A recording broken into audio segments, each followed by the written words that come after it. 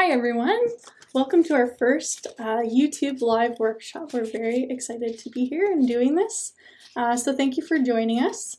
My name's Elena. I am a registered nurse and health promoter at the Windsor Family Health Team. I won't be presenting today. We have three other great presenters, and I'm just going to let you guys know a few things. It's our first time, so please bear with us if we do have any problems. Just know that if you want to comment, you do have to sign in, but you can change your name, so you don't have to stay under your own name if you don't want to. There will be a survey link within the comments, so if you could please fill out that survey, even if you're only able to stay for a couple minutes, it'd be great to get your feedback. So I'll post that very soon. In between the presentations, when we're switching over, the screen might go black, but it'll only be just for a couple seconds, so just keep that in mind. And our little picture here might take up some space of the presentation, so you might miss some words. So feel free to comment if you did miss anything, but we'll try to go over it if it's covered. So firstly, I'm going to introduce our registered dietitian, Sonia, and thank you very much. So,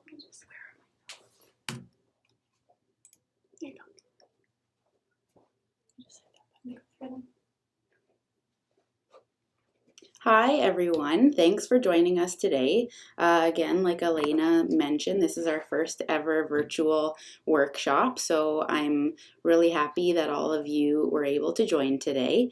Again, my name is Sonia. I'm the registered dietitian here at the Windsor Family Health Team, and I will be presenting on some summer nutrition, especially now with social distancing and staying home when you can. It's good to get some tips to be able to get through the rest of the summer and still keep some healthy habits and routines. So the first thing I want to talk about is a concept called nutrient density. Nutrient density means that a food is higher in nutrients but relatively lower in calories. It contains vitamins, minerals, complex carbohydrates, lean proteins, and healthy fats, in comparison to energy density, which means a food that's higher in energy or calories, but relatively lower in nutrients. So a good way to compare this and get a grasp on that concept is to compare a bite of carrot versus a bite of chocolate. So that one bite of carrot is only going to give you 3 calories. In addition to those calories, it's going to give you your vitamins, your minerals, and when you compare that to one bite of chocolate, which essentially might be a Hershey Kiss that you can compare that to, that would give you 22 calories. That's a lot higher in fat content, in added sugars, and you're not getting a whole lot of good nutrition from the chocolates. So that's a good comparison of a nutrient-dense food, so a carrot or a fruit or vegetable, for example, versus an energy-dense food like chocolate or some other less healthy snacks that would be much higher in calories and lower in nutrition. Now I want to bring up Canada's Food Guide. So Canada's Food Guide has been changed and reintroduced over the last couple years. So this is a newer version of the food guide that you may or may not have seen already compared to the food guide that shows you your different food groups. This food guide doesn't divide foods into groups. It focuses more on nutrients and serving sizes or portion sizes. The focus here is to limit highly processed foods. So if you notice on this plate, there are a lot of just whole and natural foods. If you choose processed foods, Canada's Food Guide does recommend to eat them less often and in small amounts. So serving sizes do become really important. They also recommend to prepare your meals and snacks using ingredients that have little to no added sodium, sugars, or saturated fats. Your saturated fats being fats that would come from your animal sources, so the fat in meats or cheese or cream, anything like that, versus an unsaturated fat, which is a healthier fat that you would want to include, and those come from your plant sources, so your olive oils, your plant oils, avocado, your nuts and seeds are another good source, and also fish and seafood are a good source of those healthy unsaturated fats. So the way this plate is kind of sectioned off is 1/4 of your plate. You might not be able to see here, but down on the bottom it says to choose whole grain foods. So this lower right quarter of your plate means that you should fill 1/4 of your plate with whole grains. And grains would include things like rice, wheat, oats, quinoa, barley, bulgur, millet, couscous, farro, anything like that, depending on what you would want to include for any particular meal. Your whole grains are higher in fiber, so that's why we would want to choose those versus refined grains. Along with the other health benefits of choosing the whole grains. There's some protein there, other vitamins and minerals associated with the whole grain versus refined grain. So like your white wheat products, your white breads or crackers or refined products like that. Also, the portion of trying to aim for this 1/4 plate size of your grains does ensure that your carbohydrate content in your meal is not excessive. So it helps to make sure that your plate is balanced. After your grain portion, you have your protein section. So again, 1/4 of your plate. Now you would want to focus this 1/4 of your plate to be a lean protein source. Lean meaning it's lower in fat. This portion will help you to meet your daily protein needs. And if you're choosing your lean proteins, then you won't be consuming an excessive amount of fat, or particularly that saturated fat if it's coming from an animal product or meat essentially. This new Canada's Food Guide does emphasize plant proteins.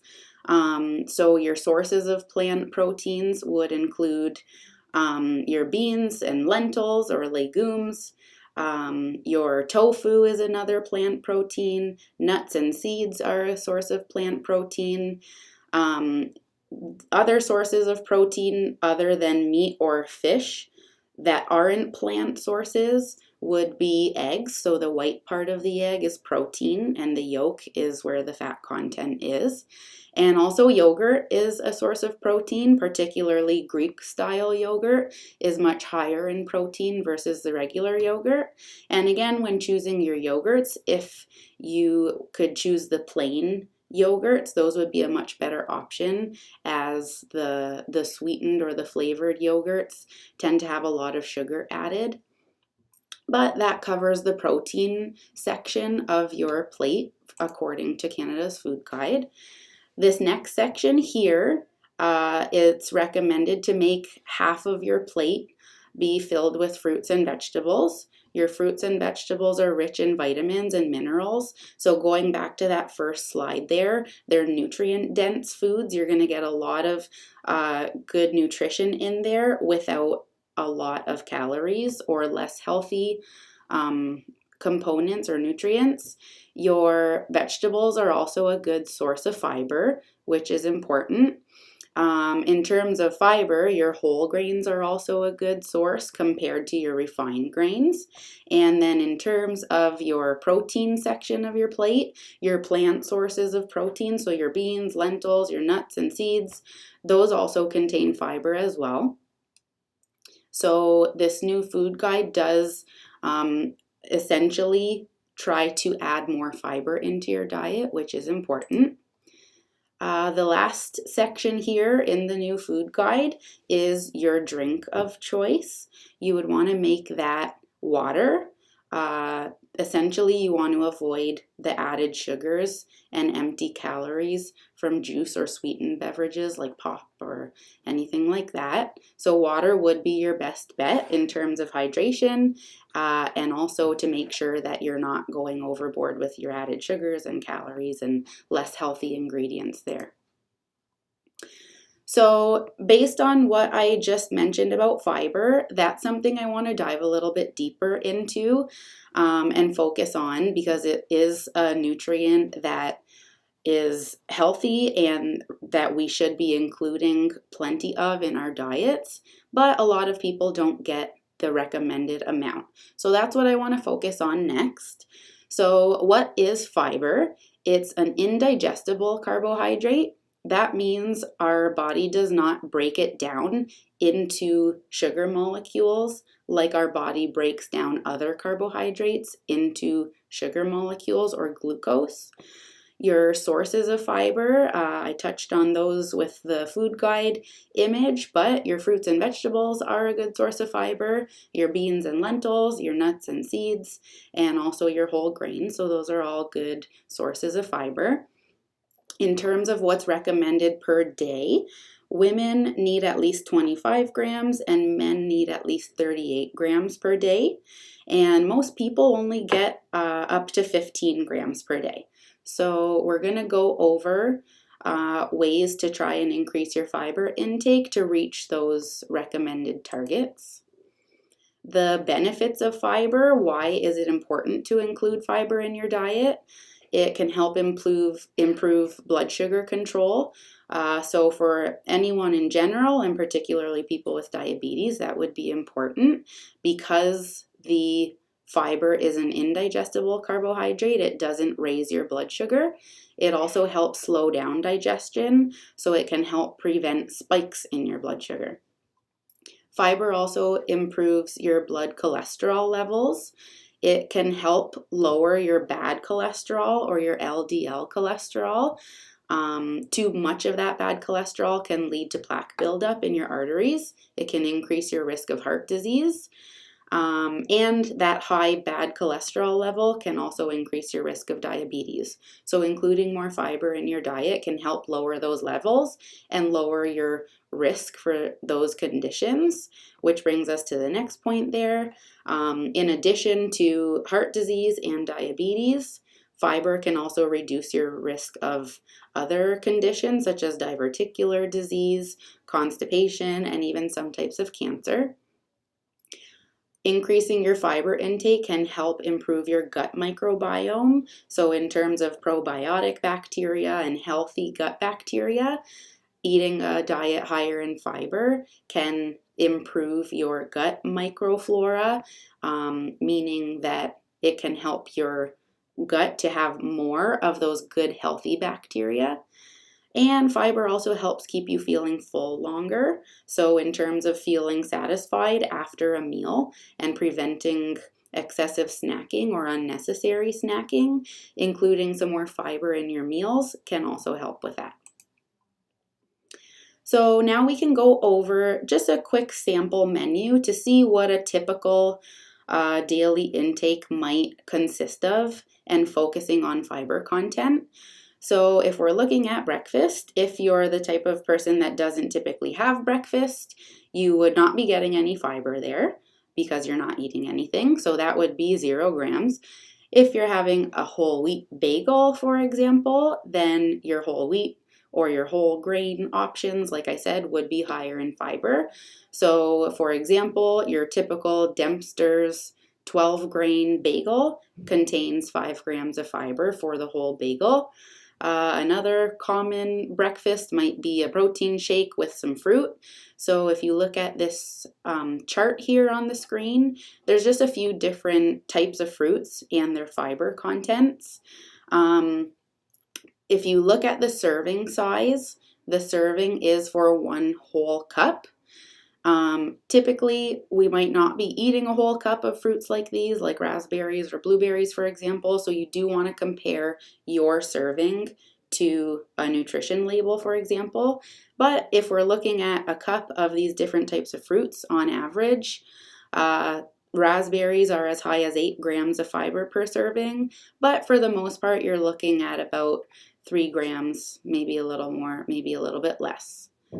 So if we're thinking about how to get our intake up to that 25 to 38 grams of fiber per day, you'd have to have a lot of servings of your fruits or vegetables. Moving on to lunch here, let's say you have a salad, so 2 cups of salad, any type of leafy greens, with half a cup of whatever chopped veggies, and then some nice lean grilled chicken. Your chicken does not contain any fiber, so that's 0 grams. If we look at this chart here with some common vegetables there, again, for a 1 cup serving, your average amount of fiber would be about 2 to 3 grams, I would say, on average, per 1 cup serving. So if you're looking at 2 cups of salad, your mixed greens for 1 cup, there's 1 gram of fiber. So that's only 2 grams for 2 cups, plus your vegetable fiber content there at about 1.5 grams if we're taking an average. Then if we look at your dinner meal, again, meat, no fiber there. If you have a cup of potatoes with the skin on, you're getting some fiber there from a lot of the content would come from the peel or the skin. Or you might be having white rice on the side, a cup of white rice. You're only getting about a half a gram of fiber with your white rice. And then if you had a cup of vegetables on the side, some more fiber there. That's a good source of fiber. So if we're looking at totals for these 3 meals, your breakfast could be as high as 5 grams of fiber if you're going with the highest fiber option. It could be as low as 0 grams if you're not having breakfast. Lunch, you'd be looking at about 3.5 grams of fiber if you had your salad with veggies and grilled chicken. And then your dinner is at about 6 grams. Again, that's if you're choosing the potato with the skin. If you're choosing the rice, you'd be at a much lower fiber content for dinner. So our total high with choosing your 5 grams of fiber breakfast and your 3 grams of fiber with the potato with the skin, your high would be 15 grams. Again, much lower than the recommended 25 to 38 grams per day. And then your low, if you had no breakfast and the rice with your dinner, would be only 7 grams, so much lower. If we were to look at a higher fiber menu, a sample menu, there's a couple different options here and also some good simple substitutions that can really up your fiber intake without completely changing what you might be having for that meal. So for breakfast, some good high fiber options would be oatmeal with blueberries, some ground flaxseed, and some natural peanut butter. You're getting fiber from every single one of your ingredients here. Or if you wanted to do some Greek yogurt and mix a high fiber cereal, cereals can also be really high in fiber and help to increase your intake. All Bran is an example of a very high fiber cereal. So for a half cup serving, there's 12 grams of fiber. So that's nearly half of your fiber needs if you're at that 25 gram target that you're aiming for. If we're looking at lunch, again, still a salad with some chopped veggies there. If you substitute your chicken for a plant protein, so a half a cup of black beans instead of the grilled chicken, you'd be getting an extra 7 grams. Like I said, your beans and lentils, your legumes are really high in fiber, so that would really up your fiber content there. You could even add the beans with a little bit of grilled chicken as well if you do want some of that grilled chicken for the flavor, and still get your extra fiber by adding in your beans there as well. If we're looking at dinner, again, very similar meal, meat or fish just as a recommendation to get your healthier fats there.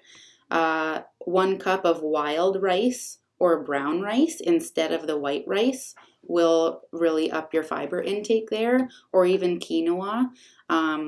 Experimenting with some different whole grains to increase your fiber content could be something that you can try, especially if you're home, working from home, or trying to isolate at home during these times, that's something that you can try and do just to experiment with some different foods to increase your fiber intake. And then your 1 cup of vegetables, still a good source of fiber there. So now if we're looking at our fiber totals for this higher fiber sample menu, your oatmeal option would give you 7 grams of fiber. That high fiber cereal would give you 12 grams, so even higher than that. Your lunch with your black beans would give you a total of 10.5 grams of fiber. And then your dinner, just swapping for a different type of rice even, will up your fiber intake there to 8 grams.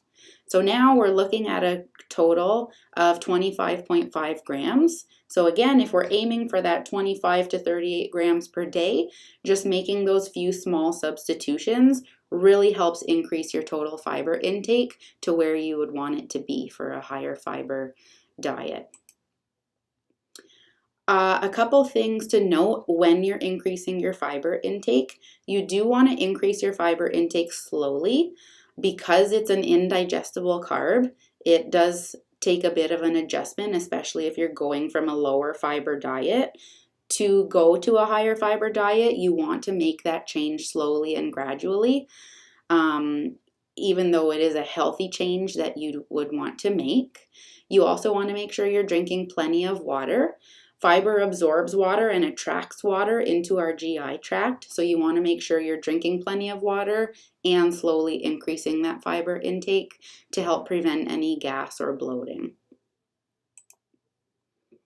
So a good recipe idea that I wanted to share with you guys, and I can email an actual recipe write-up of this after the presentation.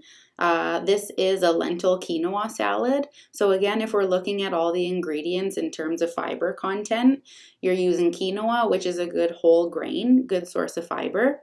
You're using lentils. You can use dry or canned, but the canned versions might have a lot of extra sodium, so either rinsing them really well, or if you're cooking the quinoa anyway, you can even cook the quinoa and the lentils together at the same time. But again, your lentils, another really good source of fiber and also a good source of protein. Some chopped veggies, for example, bell pepper and carrot here. Again, your veggies contain fiber.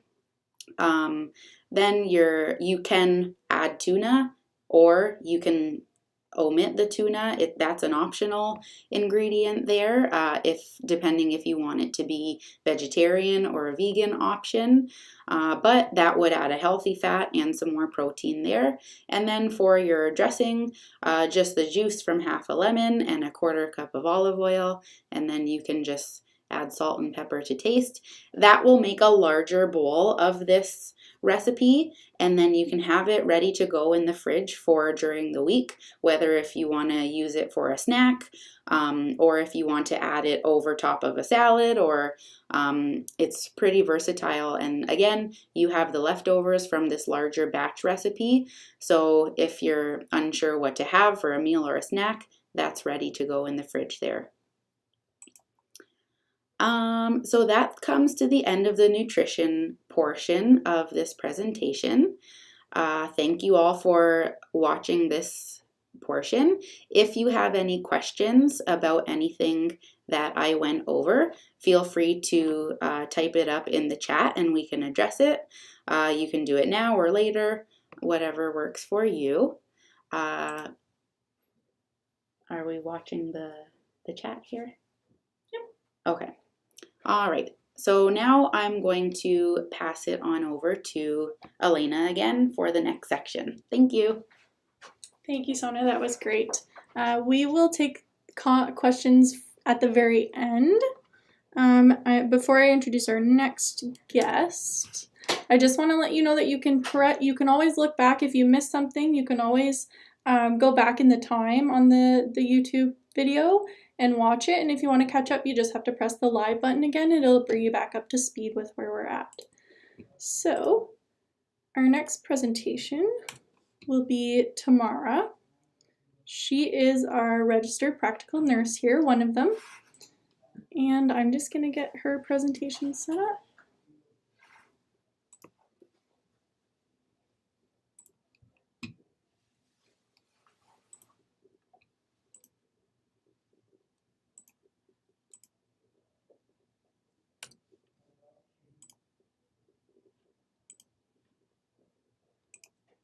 Okay.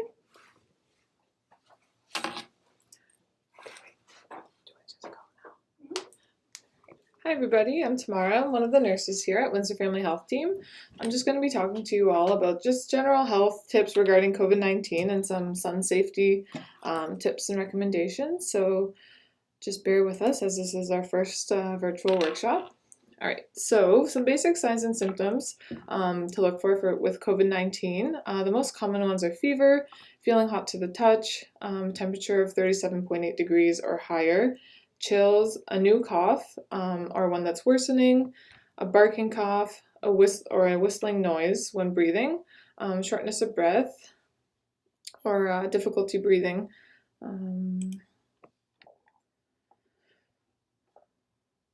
Okay. So things you can do to help protect yourself and others. So frequently washing your hands with soap and water for at least 20 seconds or washing your hands with alcohol-based hand sanitizer. You should definitely do this before touching your face or eyes or other products like your phone or your keys. Just do that throughout the day. Anytime you see a sink or hand sanitizer, it doesn't hurt to wash your hands. Sneezing and coughing should be done into your sleeve or your elbow. Avoid touching your eyes, nose, and mouth unless you have clean hands and you need to. Practice physical distancing to reduce your exposure to other people. Avoid contact with people who are sick, and if you are sick yourself, you should be staying home. Other things you can do, if you begin to feel any of the symptoms listed of COVID-19, you should go to a COVID-19 assessment center to get tested and stay home and self-isolate unless you are going to the assessment center. Stay home until you get your results just so you reduce others' exposure if you are positive. If you are living with others, try and kind of schedule washroom and kitchen times if that's possible. If not, just always disinfect high touch and high traffic areas just to reduce, like I said, exposure and risk to other people. And if you have traveled recently and returned to Canada, you must self-isolate, which is quarantining, and stay home whether you have symptoms or not. Even if you do not have any symptoms right away, you are at risk of developing them and infecting others.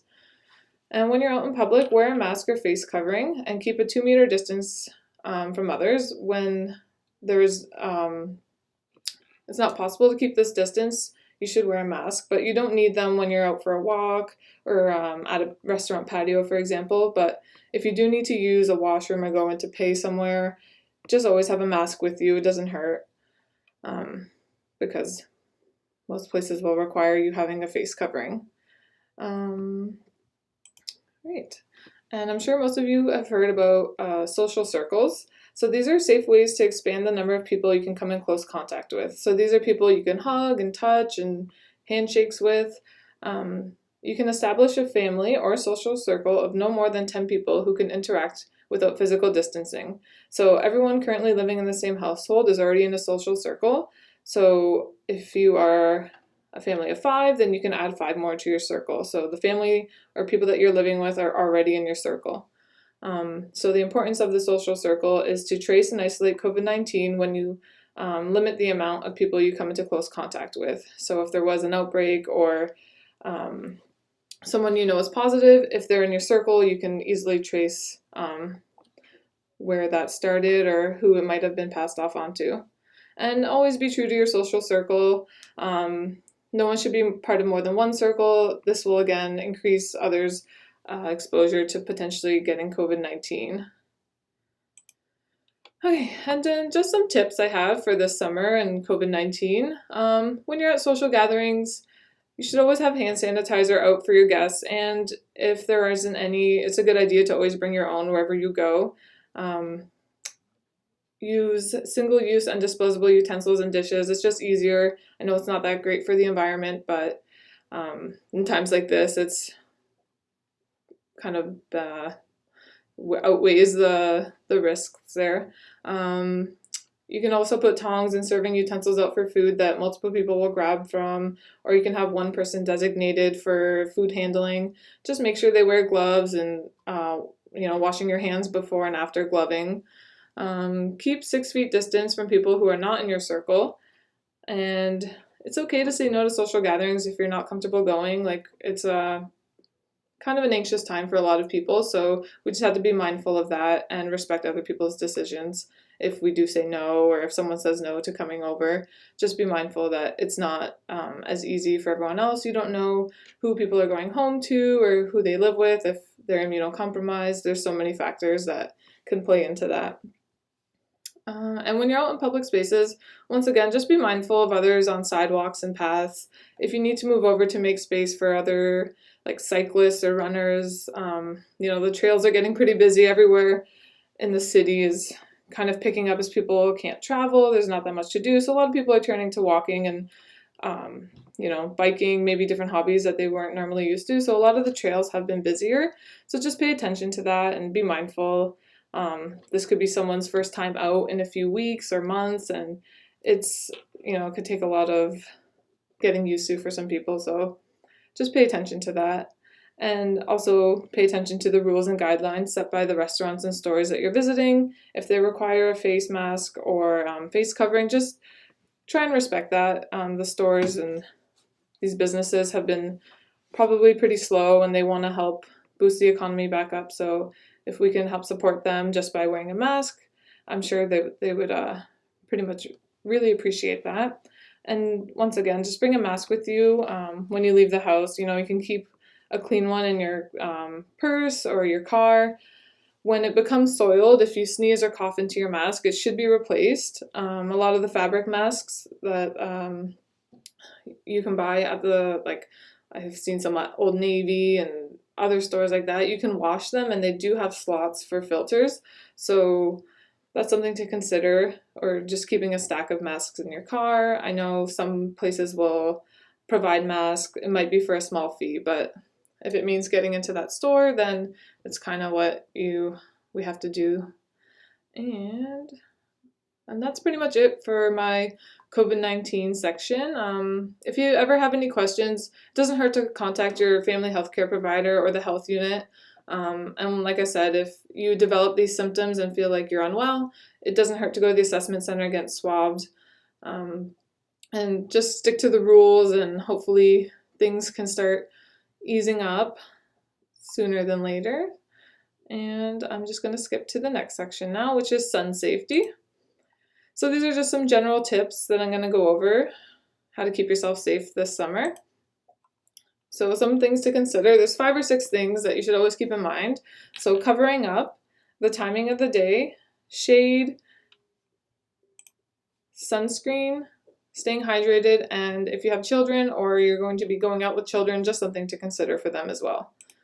Okay, so for covering up, you should always protect your skin when the UV index is 3 or higher, and this can be done by wearing clothing that is labeled UV protective. Wear clothing that's appropriate and comfortable for the activity and the temperature. For example, if you're going for a walk, in addition to applying sunscreen, you can wear something athletic or comfortable and that's breathable for that activity. You wouldn't want to wear any stiff clothing or long sleeves if it's too hot. Wear a breathable hat with a wide brim or a flap that covers your face, head, neck, and ears. Those are often spots that people forget about, and they end up getting sunburn on the tips of your ears or your nose or your neck. And when you're buying sunglasses, look for protection against both UVA and UVB rays, and look for sunglasses that are close-fitting or that they wrap around to prevent stray light from entering on the sides. The timing of the day is also important. You should limit the time in the sun from 11 a.m. to 3 p.m. This is when the UV index can be 3 or higher in Canada, and especially during the months of April to September, which is pretty much the time when everyone likes to be outside, and especially now with being on the patios and going for more walks or bike rides, this time period here is especially something we should keep in mind. And always check the UV index and forecast before heading outside. That way you can plan accordingly. And when possible, schedule your outdoor activities early in the day or later in the evening to avoid peak UV effects. I know when I'm planning my runs, I try to go as early as possible to avoid the heat and the humidity and the sun, because it can be very dangerous. Shade. So when your shadow is shorter than you, the sun is very strong. That's a quick tip to just kind of gauge how strong the sun is. Look for places that have a lot of shade, like under trees, partial roofs, awnings, umbrellas, gazebos, or tents. You can always bring your own umbrella, hats, little pop-up tents, or other forms of shade to your events. And if you're going to the beach, it is suggested to always bring an umbrella. I'm not sure how many beaches around here are open, but if there is one near you that you are going to be visiting, just make sure you bring an umbrella just to get some shade and relief for yourself. And then sunscreen, one of the most important things. We want to use one that has a sun protective factor, which is SPF, of at least 30, and is also labeled broad spectrum and water resistant. Apply the proper amount, so 2 to 3 tablespoons for the body and 1 teaspoon for the face and neck. If you find that you need more, you can definitely use more. And you should be applying the sunscreen 15 minutes before you go outside and before other products like bug spray. And you should always be reapplying sunscreen after sweating, swimming, or toweling off, or after 90 minutes. Even if you didn't sweat or towel off after 90 minutes, you should be reapplying just to ensure you are protected. Sunscreen lip balm should also be applied to protect your lips, because that's a part of your face that can easily become chapped, and that's very painful. And focus on areas that are of your body that are not covered by clothing or hats already. And make sure your sunscreen is not expired. And if you're unsure which sunscreen to use, you can always, like I said, contact your healthcare provider and they can recommend one. Sometimes your clinic or your family provider might have some samples of different kinds, so it doesn't hurt to reach out and ask, or even Shoppers Drug Mart can have some samples sometimes. And this is just a little video that I'm going to play. Hopefully it works.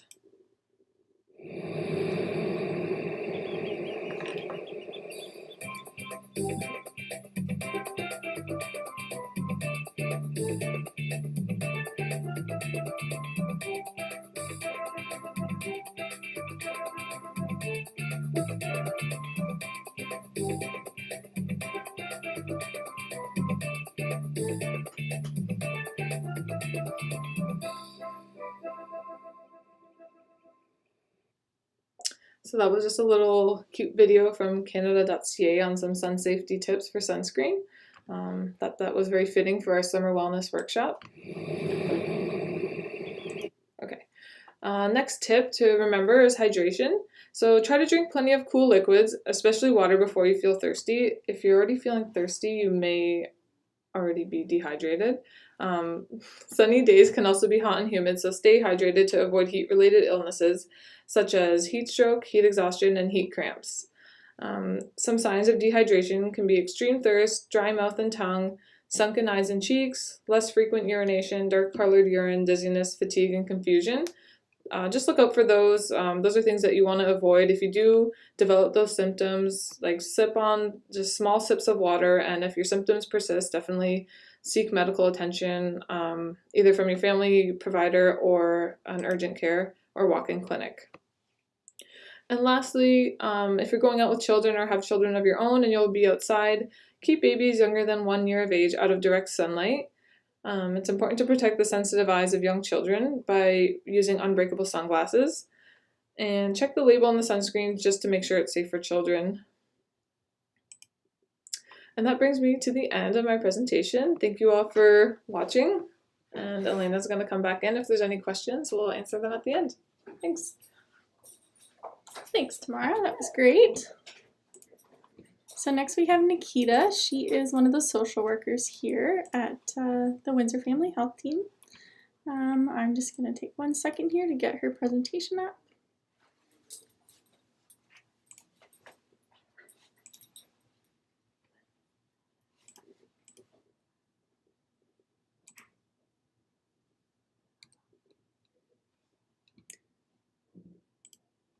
All right, take it away, Nikita. Hi everyone, like she said, I am one of the social workers here at the health team. I'm going to be talking to you about mental health along with some coping strategies that you can implement if you're feeling overwhelmed with COVID-19. So just kind of going over some of the things we're going to look at. First, I'm going to talk about seasonal affective disorder, some signs and symptoms, and also just some more general things in regards to the summertime and some of the things that we experience that make it more difficult. Next, we'll look at what you can do about it if you are struggling in the summer in regards to looking at your nurturing your emotional wellness, and then also looking at some of your thought patterns that you're having. And lastly, it's going to be looking at the coping with COVID, so strategies, along with some things that you can do in the summertime to help breaking up being at home and get some activity. So seasonal affective disorder is a type of depression that's related to changes in the seasons. It usually begins and ends at the same time each year. Most commonly, symptoms start in the fall time and continue throughout the winter months. However, 10% of people with this disorder do see their depressive symptoms start in the spring or early summer months. So if this is something that you experience, it does also happen. It's just much less talked about. So some signs and symptoms that show that you might be experiencing this include feeling depressed most of the day or nearly every day, losing interest in activities you used to enjoy, having low energy, feeling sluggish or agitated, having problems with sleeping, experiencing changes in your appetite or weight, having difficulty concentrating, having feelings of hopelessness or worthlessness, or even experiencing feelings of guilt. Having frequent thoughts of harming yourselves, and feeling anxious. So specific symptoms in regards to summer depression that are often seen most commonly are issues with the sleep, a loss of appetite and weight loss, along with feeling anxiety. So, if you are struggling with seasonal affective disorder or just having trouble with struggle in the summer. So let's say you don't have seasonal affective disorder. There are just some things about the summer that do trigger us a little bit differently and might make us feel less well. So for example, disrupted schedules in the summertime. If you've had depression in the past, you probably know that having a reliable routine is something that can help you manage some of your symptoms. However, during the summer months, often our routine goes out the window. And that disruption can be really stressful. So for example, if you have young children in school and suddenly you're faced with being them all day and trying to keep them occupied, that's a big disruption. Or maybe if you have older kids that are coming home from college, you may suddenly find them, back in your home with all of their stuff where they have been absent for the last 9 months. So that's also a change that you would have to adjust to. And even if you don't have kids, a lot of times in the summertime, we find that we take more vacations or time off of work. And this can disrupt, work lives, sleep, eating habits, all which could contribute to depressive symptoms. So during the summer, people are also more impacted by body image concerns. As the temperature climbs up and our layers of clothing start to shed, a lot of people feel a lot more self-conscious about their bodies. Feeling embarrassed and avoiding being in shorts or bathing suits. And a lot of this can decrease our self-esteem and make us feel uncomfortable outdoors if we're keeping those layers on. And since so many summertime gatherings revolve around beaches and being by the pool, this is a time where people might start avoiding social situations out of embarrassment, which also fuel our depressive symptoms. Also, financial worries can be a significant stressor in the summertime. Summers can be very expensive. Many people try to take time off in the summer or fit in a vacation, which is costly.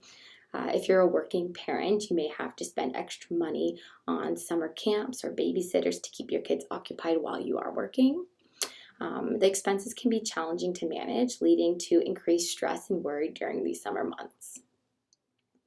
And lastly, the heat. So lots of people enjoy summer because of the heat. However, there are people who do not, and they do find that they are much more uncomfortable during the summer, and it can be quite a burden to have to kind of adjust their schedules depending on times of day where it's hotter out. So a lot of people find that they have to avoid the outdoors due to metal conditions, or they try to stay in air-conditioned spaces. Which will also have them skipping, physical activity, social interactions, and all of these things can make summer a much more difficult time of the year. So if the summer months are more challenging for you generally, or you have seasonal affective disorder, there are numerous things that you can do to help yourself adjust to the changes of the season. So Firstly, one would be avoid engaging in social withdrawal or social isolation. We are social creatures and we do need positive connections with other people. So make sure that you are staying connected. And you can do this by going and meeting somebody up for lunch, joining some kind of group or online participation group, or even just saying hi to strangers. It gives you that connection that you might be craving. Also, taking care of your physical health. Staying active, engaging, and regular exercise is very important. So implementing, small activities to more vigorous ones. So you can go for a walk, do some stretchings, either indoor or outdoor, or even, get on a bike to get you moving. Create a routine and stick to it. So low motivation is fueled by doing very little.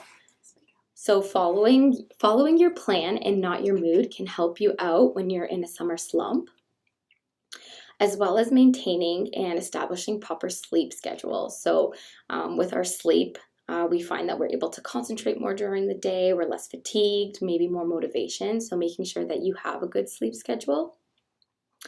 Also maintaining a healthy diet and eating regularly scheduled meals. This can help with your mood and energy levels. Trying to problem solve aspects in your life that lead to distress in the summertime can also be helpful in minimizing your stressors. So if the summertime has typically been difficult for you in the past, something really positive for you to do is look back at those stressors. What was contributing to some of the low mood I was having, and trying to fix that by implementing things that could help you move forward. And then lastly, setting a financial budget in the spring. Doing this earlier on gives you a better ability to plan projects and activities and, be able to monitor what you should be spending. So improving your emotional well-being. So we can do this by being aware of your emotions and reactions. So try noticing what in your life makes you feel sad, frustrated, angry, and work to address those changes. So a lot of times, see here on the right side of the screen, I have what's called an emotion wheel. So for some people, they have a big difficulty identifying what their emotions are, or they're just familiar with some key emotion words such as anger, being scared or fearful or sad. So you'll find those words more in the middle of the wheel. But if you branch out, for example, and you can kind of pinpoint what's going on a little bit more specifically. So let's say you're feeling disrespected, or maybe you're feeling annoyed or provoked. Having these specific words help you identify exactly what's going on with you, and it allows for a better ability to address the problem. So once you can kind of figure out what emotions you are experiencing, it's really good to start expressing your feelings in appropriate ways. So letting people close to you know when something is bothering you. So keeping feelings of sadness or anger inside definitely adds to your stress levels, and it can become problematic in your relationships. So identifying and then expressing is always a good way to go. However, before you do that, you want to make sure that you're thinking before you act. So because emotions can be so powerful, you want to give yourself time to think and calm down if you're overwhelmed before you're saying anything that you do regret. Also, in improving your emotional well-being, you want to make sure that there's a balance in your life. So, you want to find a balance between working and enjoying, pleasurable activities. You want to make sure that you also have a balance between, keeping yourself busy and doing activities and also resting. Managing your stress. So try to change situations causing you stress. So what you would want to do is learn relaxation methods to cope with when you are feeling overwhelmed. And these could include, deep breathing, meditation, or even exercising to help kind of put those stressors into perspective. Finding purpose and meaning. So figuring out what's important in your life and then focusing on that. So this could be your work, your family, maybe volunteering, or anything else that you truly connect with. And you want to make sure that you're making space for that in your life to do these meaningful activities. And lastly, staying positive. So a lot of times when we are overwhelmed, we constantly look at all of the stressors going on in our lives. However, if you kind of start to create a practice of looking at the things that are going well for you and the things, that are kind of smooth sailing or that you're just happy are in your life, a lot of times it creates that shift and you're able to identify more positive things, and it makes those other stressors feel less powerful over you. So how you think and feel can have a profound effect on your emotional and physical well-being. So each time you think a negative thought about yourself or your situation, your body reacts as though a stressor is present. So if you're thinking good thoughts, you're much more likely to have better emotions attached to it, and the reverse is also true. So negative thoughts are going to much more likely make you feel poorly. So specific tips and maybe how you can do this is trying to look at some of the ways in which you're talking to yourself, so some of the self-talk you participate in. And you want to try to eliminate words such as always, never, should, and must. So for example, I should have exercised yesterday, or I should have cut the grass. Some of those things are words associated with feelings of guilt. They make you feel like you've already failed before you even accomplished anything.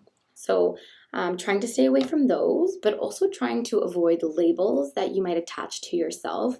So sometimes people might use labels such as useless or stupid. These are harmful words. And what you would want to try and do is create a better understanding, or even use self-compassion for you to understand that maybe you're not the best at that task, but you do have other strengths. So now with COVID-19 being a very stressful event for a lot of us and having to cope in different ways, you might find things that you used to do with ease becoming much more anxiety provoking. So we're hearing a lot more that, going to the grocery store is very challenging and there's a lot of anxiety around that. So I'd like to talk about some strategies that you can implement that can help you get through some of those interactions. A coping strategy that's probably one of the ones that you can use most easily in a lot of different settings is a deep breathing strategy. So what you're doing is focusing solely on your breath and your body's reaction to it. So it's kind of putting yourself in a space to identify what your body's feeling and doing your slow inhales. So the example I have here asks you to inhale slowly for 4 seconds. You'll hold it for 4 seconds, and then you're going to have that exhale and trying to extend that a little further for 6 seconds. So it's continuing to do this until you feel a little bit more centered can help you in stressful situations. Also with my grocery store example, so let's say you're at the grocery store and maybe somebody close by to you isn't wearing their mask properly, so maybe it's not covering their nose, or maybe they actually remove their mask or start coughing. This is something that could definitely increase your anxiety levels. So how you would want to cope with it is try using your senses to kind of ground you or bring you back to where you're at if that anxiety is taking over. So, start by looking at what's around you, okay? If you're in a grocery store, you might be looking at, a specific product that's on the shelf. So maybe it's a bag of chips. What color is the bag of chips? What flavor is it? What's the brand? So getting really specific as to what you can see, what color are the shelves? What does the floor look like? And then continuing, what can you hear? What's around you? Does somebody maybe have a squeaking cart?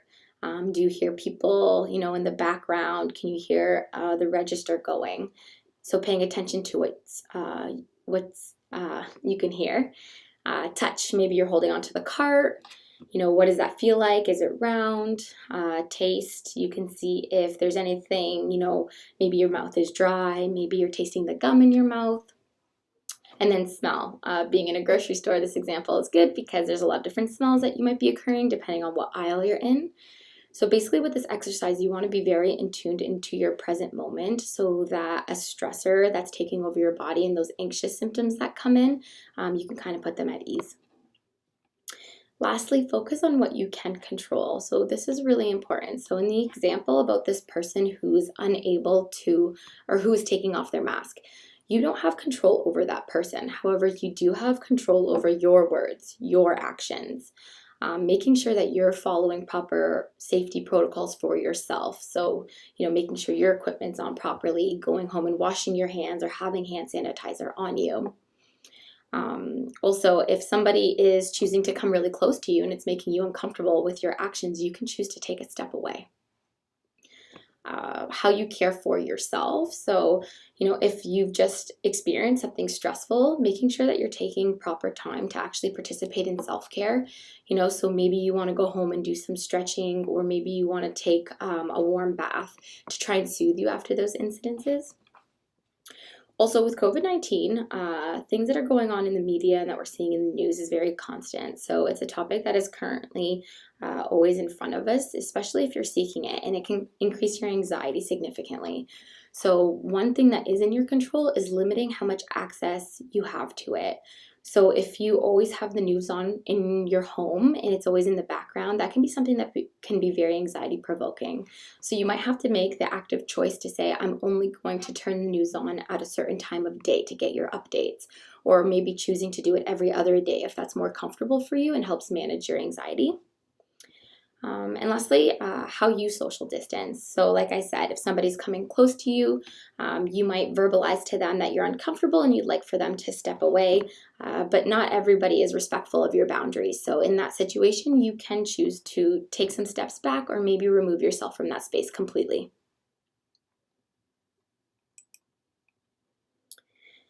So right now, with majority of people spending much more time at home than they ever have in the past, a lot of people are feeling quite restless and experiencing some low motivation. So remember that you don't have to go somewhere to participate in meaningful activities. So here I have some things outlined, which are some good summer stress busters. So for example, getting in some morning exercise can include maybe going for a walk or a hike, participating in some yoga, which can be done indoors in your home or even outside, just like stretching, riding a bicycle, or even doing some work outside in your garden. In the evening, you might want to participate in some meditation or doing some deep breathing like we just talked about. Sitting by a campfire or even lighting candles in your home, journaling positive thoughts, looking at things that you're grateful for, or even listening to calm music. So stress relievers with kids and grandkids. So a lot of times activities that children participate in can be quite soothing. So blowing bubbles with them, participating in drawing on the sidewalks, playing with them at the park, or even having a picnic are all good activities that you can do with them, as well as being an enjoyable activity for yourself. And then lastly, get creative. So, daydreaming and envisioning a place that's extremely happy for you, or somewhere that you feel safe and is enjoyable. Being creative in participating in some painting or playing with Play-Doh or sculpting. So getting in touch with that side that maybe you don't connect with often. And then lastly, maybe even writing a short story. So because we have more time at home, it's great to kind of utilize the time to do activities that has been a while since we've been able to do, or things that we've always hoped to do that we haven't gotten the chance to. So it's trying to capitalize on that. So that's everything I wanted to share with you today. Thank you all very much for listening. I hope you have some useful tips in going forward and trying to make the rest of your summer enjoyable, while paying attention to some of the things that you experience emotionally and physically, and trying to actively do something about it through some of the coping strategies. Thanks so much, and have a good summer. Bye-bye.